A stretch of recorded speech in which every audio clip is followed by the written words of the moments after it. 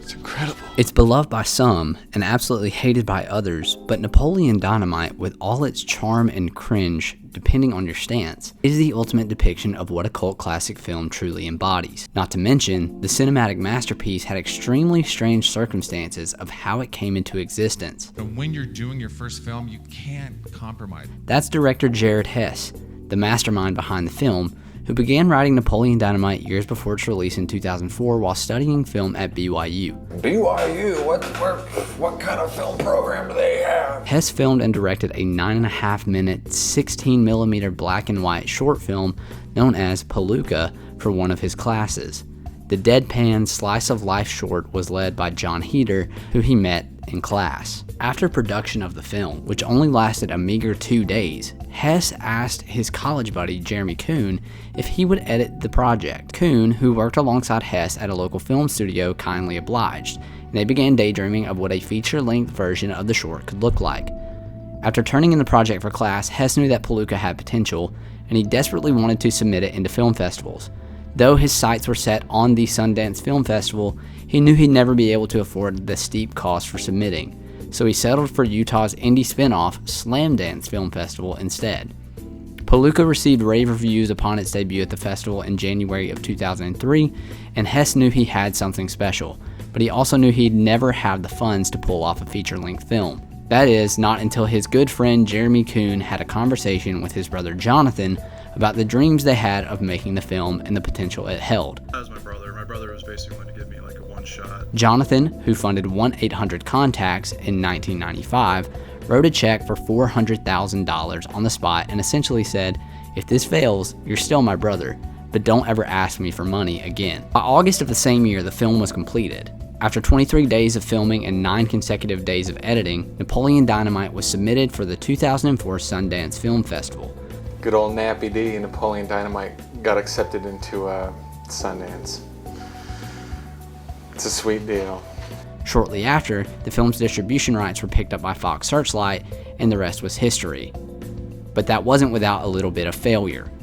After initially opening on the big screen in only 6 theaters with little to no response, the film was almost destined to become a flop of an indie film. However, the marketing team at Fox Searchlight knew that it could be something bigger, and began a huge grassroots campaign strategy, which included free merchandise at screenings. The unique experience created a sensation that audiences were starting to resonate with. People laughed, and they clapped. That's what we wanted. By its 7th week, the film had expanded to 210 theaters, and by its final week in theaters, it had grossed over $46 million. There is something about this DIY underdog story that makes the entirety of both the production of the film and the aura of the film itself so special. Jerusha Hess has been quoted as saying, "We knew this is the story of an underdog who makes it." And that's exactly what Napoleon Dynamite and the other supporting characters embody, the most unlikely of underdog heroes. John Heder, whose real-life persona is now forever tied to the nerd wearing moon boots, played his character to absolute perfection. Idiot! Heder's persona of Napoleon was heavily influenced by director Jared Hess's family, including himself. I decided to run for student body president and had a skit that involved karate and ninja technique. The image of a mouth-breathing underbelly of society nerd who makes incredibly out-of-pocket comments sounds like the type of person most people would hate to be around. But in the world of film, Napoleon's off-putting angst and annoyance comes off as awkward charm and uniquely relatable. What'd you do all last summer again? I told you, I spent it with my uncle in Alaska hunting wolverines. This empathetic approach to characters is evident in the supporting cast as well. Like Pedro Sanchez, the exchange student who impresses Napoleon with his bike and mustache, who ultimately wins the vote of the entire student body to become class president. Vote for Pedro. Or Deb, the subverted version of the girl next door, who sells handcrafts door to door and runs a local glamour Photoshop business to help pay for college.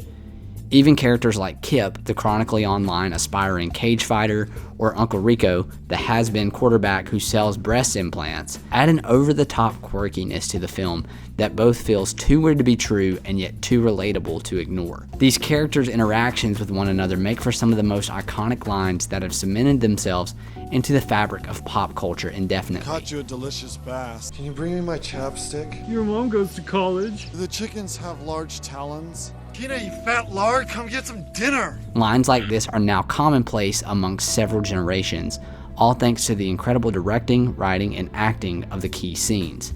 And speaking of scenes, it would be foolish not to mention the unmatched spectacle that every scene of Napoleon Dynamite holds. The unforgettable opening credits open the film up to the first bus scene, which then takes us to the Loch Ness Monster scene, then the tetherball scene, then the scene about Wolverines, the locker headlock, and ultimately the chapstick. These miniature vignettes of surreal realism only get us to the 7-minute marker of the movie. This absolute chaotic ride of nothingness continues on for the remaining hour and a half, resulting in a film style that is truly one of a kind.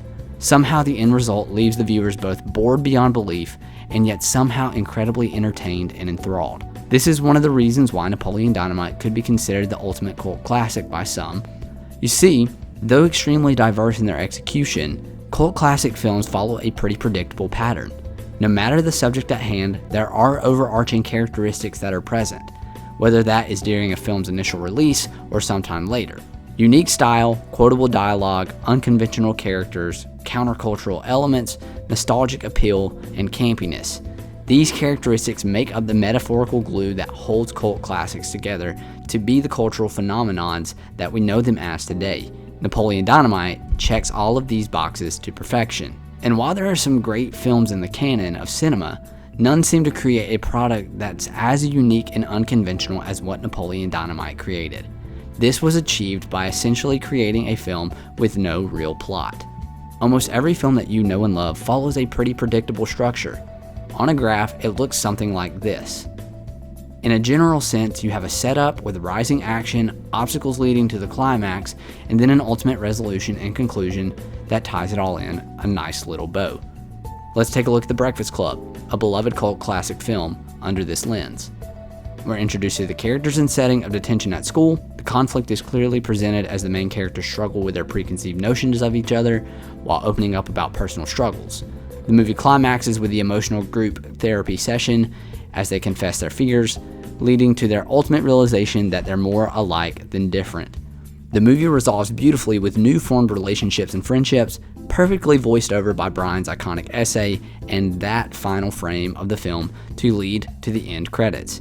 This is just one of the countless examples of widely beloved cult classic films that have their share of unconventional stories, but for the most part play it safe. Now let's compare that on a graph to Napoleon Dynamite. It looks something more like this. How do you even begin to tell the basic narrative of this movie? Can you without naming every single scene in great detail? Or on the flip side, most people just give an overarching simplified answer that barely scratches the surface of explaining what the film is about. After watching Napoleon Dynamite, viewers are left with little to no theme or plot to hang their hat on. Whereas most films leave you with a sense of new discovery or a reinforcement of preconceived ideas, Napoleon Dynamite just exists. It gives you a sense that you've accomplished nothing, but instead you've witnessed something. The mundane yet insane oddity that is average everyday life. And that's one main purpose of what the cult classic film represents, celebrating the unconventional, even if that unconventional thing just so happens to be our reality.